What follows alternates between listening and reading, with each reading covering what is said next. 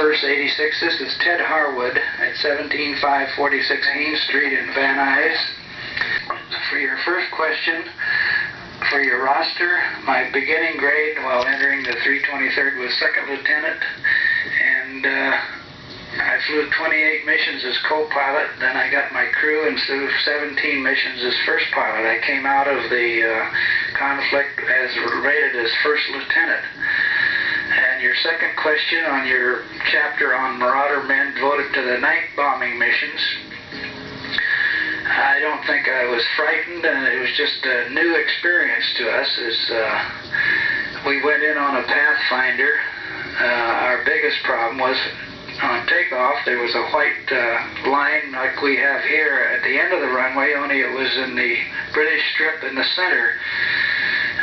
White line came up and we pulled off almost at stalling speed, and we had quite a problem maintaining flight speed. Finally we got our flaps up and went out over the harbor, and we just barely cleared the barrage balloons, which were all over the place. It was uneventful on course. We picked up the initial point flare, dropped our bombs, turned off, and at that point we hit prop wash very severely, which raised the hackles on our back because we knew just a second before there was another 26 there.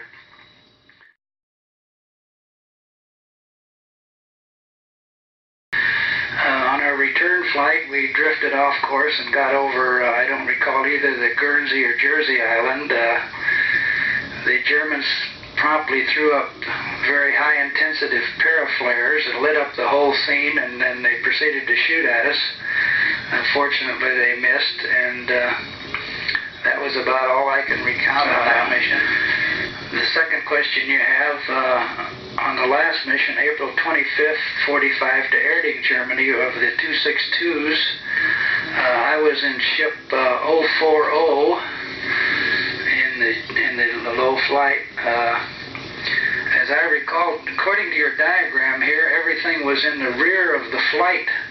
However, as I recall, coming out of the out of, I guess, the lead flight there, but I don't know how they got back there, because according to your diagram, this ME-262 was, unless I've got this thing reversed, but I wasn't in the lead flight, but this trail you got here shows everything in the rear of the flight, but definitely we saw the 262, and I saw it fire and saw the smoke from the, when the cannon went off, you could see a little puff of black smoke every time it fired.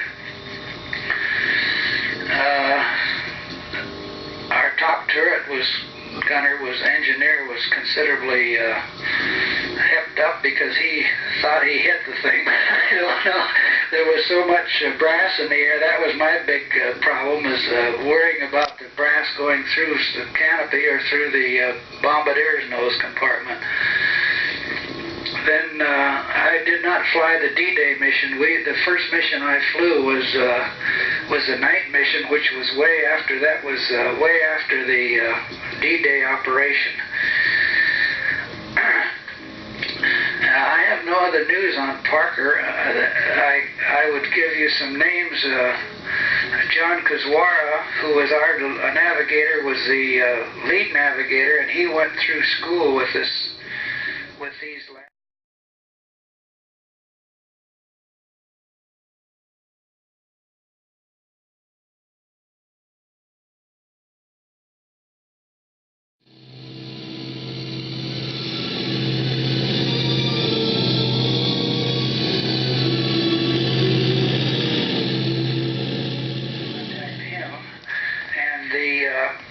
This bombardier was on Lieutenant Flitty's crew, and Art Pakula was his co-pilot. Now, he would definitely know about Flitty's bombardier who was killed. You can contact him in regards to that.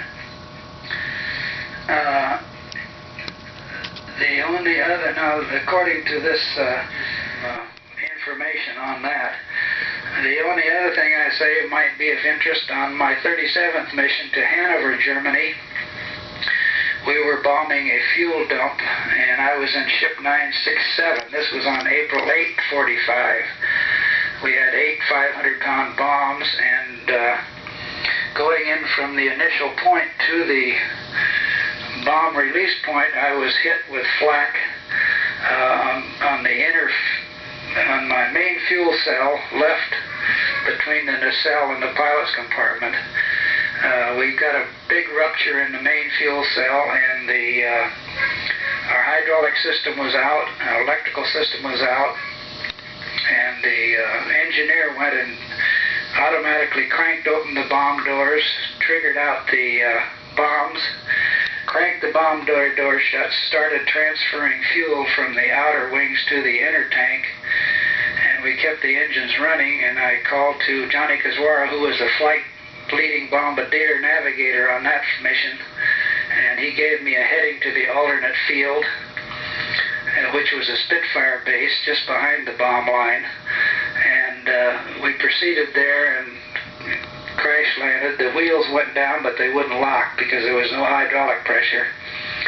But our crew managed to get down, and we lost no one, had no injuries on that flight. And they picked us up the next day in a B26 and went back to our base. And they loaded me on another mission on April 10th, so they didn't give me time to think about it. But that was our only other real thrill as far as close calls. That's about all I can think of now. If I can be of any further help to you, let me know. Thank you very much.